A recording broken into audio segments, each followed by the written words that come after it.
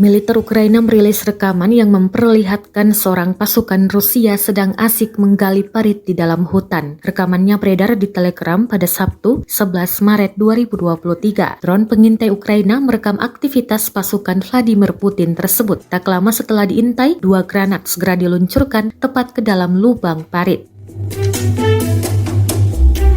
Prajurit Rusia tersebut dikabarkan langsung keok. Rekamannya pun menuai berbagai komentar dari warganet. Dan diketahui, perang di antara pasukan militer Rusia dengan Ukraina hingga hari ini, Minggu 12 Maret 2023, telah berlangsung selama 382 hari. Konflik yang terjadi di antara negara bertetangga itu sampai saat ini terus berlanjut dan belum tampak akan segera berakhir.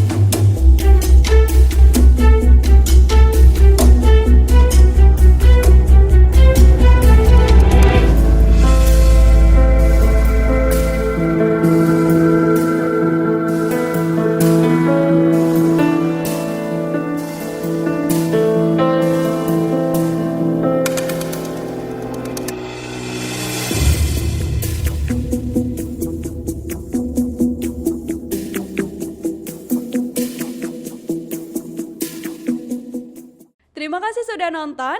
Jangan lupa like, subscribe, dan share ya.